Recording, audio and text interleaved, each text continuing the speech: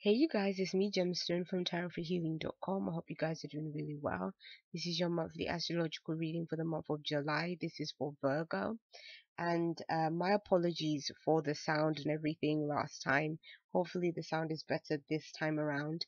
And what I'm going to be doing is I'm going to be using the playing cards like I did last week, and I'm going to be using the Gilded Tarot also to go into the more specific areas of your life. Now, the first card to show up for your playing cards is the Eight of Spades, the Nine of Hearts, the Eight of Clubs, and the Queen of Hearts. Now, what I see is that if any wishes, hopes, or desires that you have been having have been stuck and stifled, um, it's saying that things can get a lot better. So if you've been waiting to hear about an opportunity, if there's something that you've been trying to get off the ground, anything that resonates with you in terms of your own wishes are likely to come true this month. So whatever you've been waiting on, hoping for, desiring is going to be coming to you. I feel like for some of you guys, you've been so worried about this not happening. Like you've been maybe thinking really negatively about it, maybe because you just weren't seeing the progress. You just weren't seeing how things were going to come about for you. And so it may have got you really down and really worried and stressed out. But then what I'm seeing is that with this wish coming true, things are going to be moving really fast. So it can be again that you hear from somebody, but it also can be saying that it's like as soon as things take off, again there is this excitement attached to it, and it gives you the opportunity for things to just go as far as you desire them to go. And I feel like this is a situation that is really close to your heart, or either a cause or something that you really, really, really care about. Um, so that's the reason why, like there's definitely an emotional attachment that you have to this desire of yours. And um and with that Queen of Hearts showing up, it could be saying that this desire may have something to do with somebody that is a um water sign as well. It could be that a water sign woman is or water sign person is helping you. This could be a Cancer, a Scorpio, or a Pisces. But then it doesn't also always have to represent like a person. It can represent just you in the situation. And what it represents for you is emotional fulfillment and satisfaction. And if there was sorrow, it's like that sorrow is gonna away is gonna be going away, and you're gonna be feeling just much happier and excited like over this new prospect. So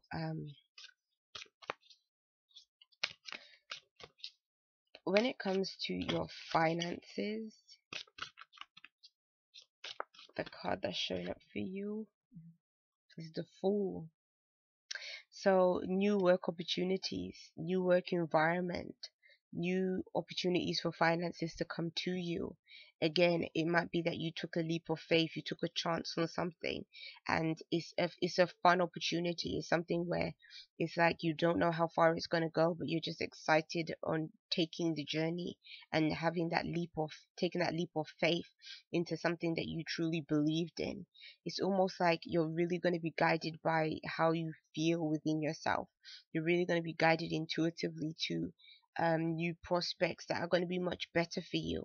So again, it can represent a completely new situation coming to you, and that new situation is really going to be giving you the emotional fulfillment that you've been desiring. So that's a really good card in terms of your finances. Let's see what shows up for those of you in relationships. For those of you in relationships, you have the Hierophant.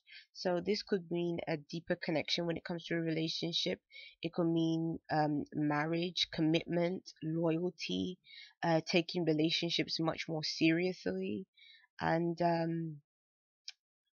I see a church environment for some of you guys. That's why I said like marriage, like the Hierophant can represent marriage or commitments.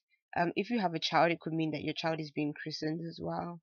That could be like you guys going to church, or it could be saying that if you are a person that you are a Christian, maybe you and your partner are going to be maybe on sort of more of a unified spiritual path with one another. because the Hierophant can also represent a spiritual teacher or a spiritual mentor or guide as well. So it could mean, it doesn't necessarily have to mean that it's actually a church per se. It could just mean that you are just sort of more in sync spiritually. So yeah, and there could be some changes coming through when it comes to relationships in that respect, when it comes to those, again, deeper commitments, changes when it comes to even doing things really in a traditional way um this month. But I feel like that's going to be what is going to make you happy. Doing maybe uh solidifying things in a very traditional way. So for those of you that are not in relationship and that are single, I see the Six of Pentacles. The Six of Pentacles could be reminiscing about the past, having nostalgic uh, feelings. It could be representing somebody from the past returning, somebody that was either an old love interest or maybe a very dear friend coming back from the past. But it can represent good times, maybe meeting up, reminiscing, speaking about the past. So yeah, that can be really positive for those of you that are not in relationships.